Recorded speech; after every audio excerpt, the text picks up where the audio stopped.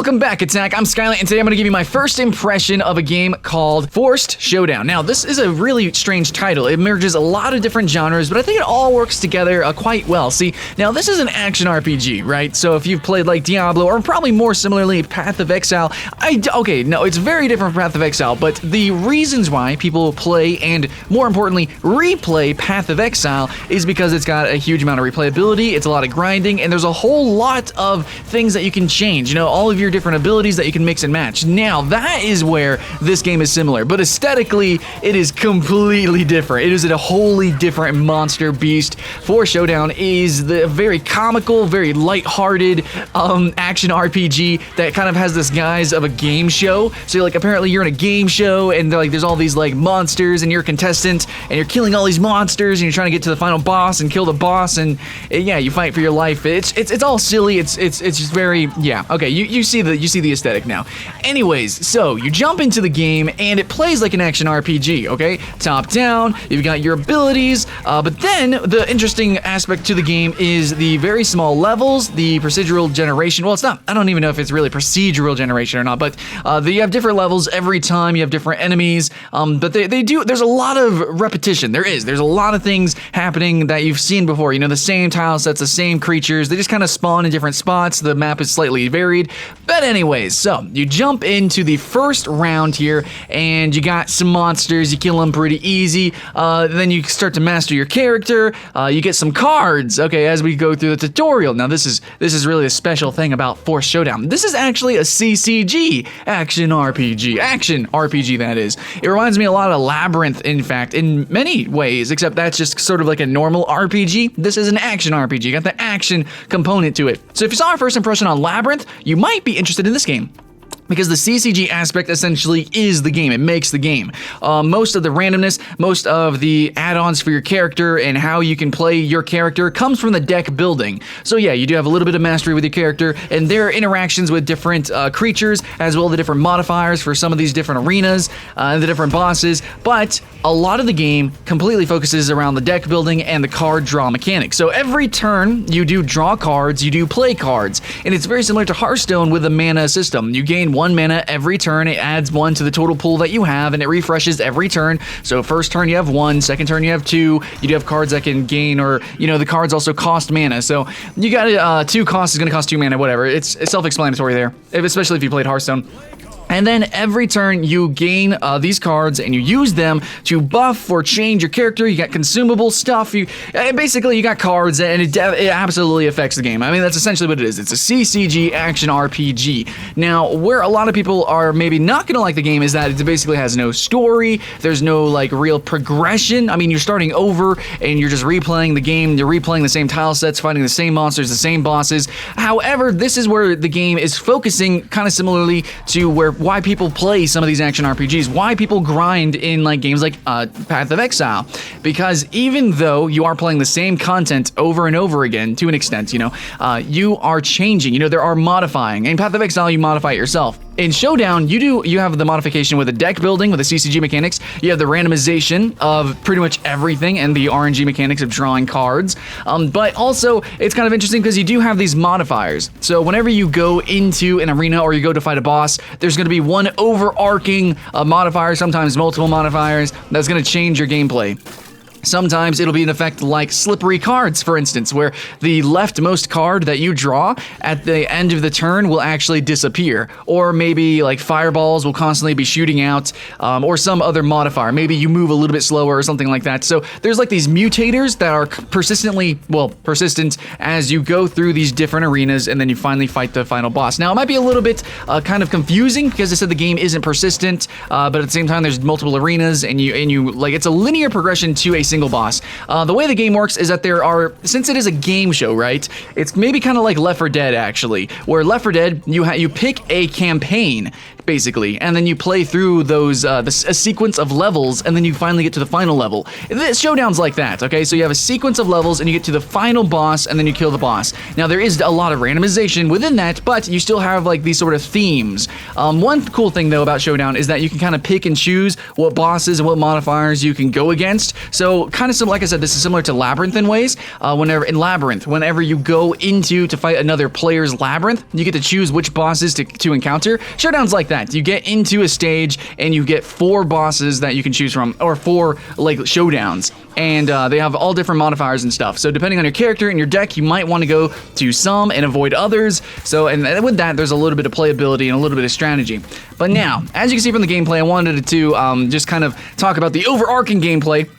But as you can see from the gameplay, from the video, let's talk about the in-depth mechanics of the game.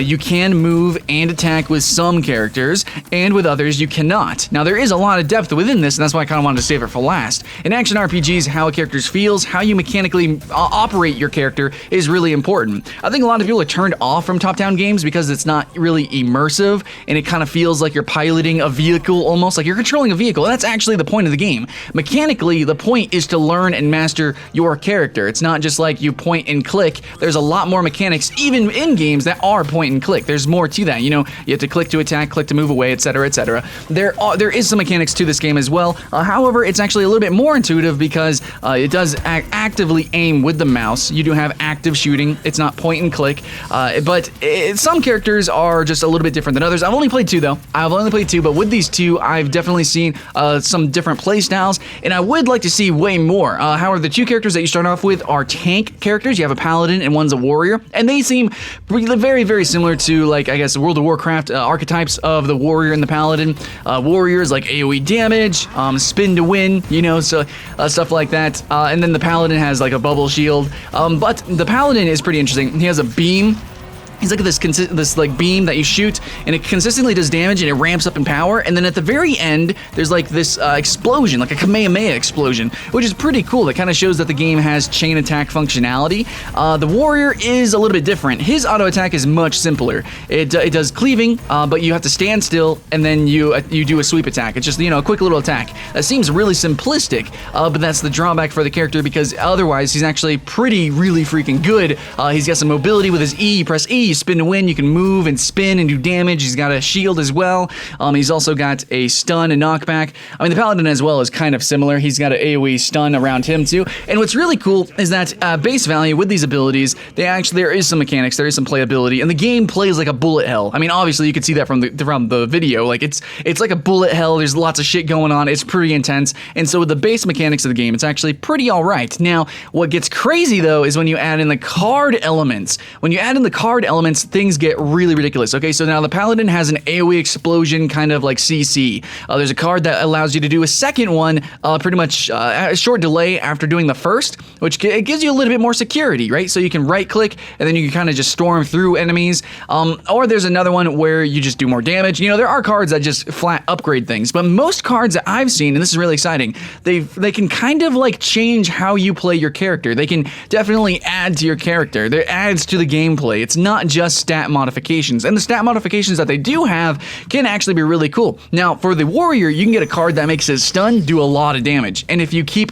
drawing that card, you can make that stun. Basically, you can snipe people from that. So you go from like running and gunning, like, you know, spinning to winning, or you can actually play a little bit more of like a snipe play style. You can just you get lower cooldowns, you do more damage with your stun, and you just run around and just, you know, slapping down the stun. It's like he hits the ground, and like there's like this cone of like rock volcanic magma stuff, and it just knocks people back and stuns them. I mean, it's a big attack, and it can do a lot of damage, and so you can play like that. You know, you can actually change your play style, which is very, I think, very interesting. For instance, you know, the paladin is a little bit slower than the warrior, I think, in general, especially because he gets most of his damage from his auto attack. And while he can move while doing that, it's still very slow, and it makes him even slower the longer it goes on, especially during the burst attack. You move really slow right before it. So you might want cards that increase your speed or whatnot, so then you can run and gun as a paladin. And these are just with 2 characters with the default decks. There are a couple of different builds. However, you do have to remember there's RNG mechanics, and there's mutators, and there's all sorts of things that could make or break your builds,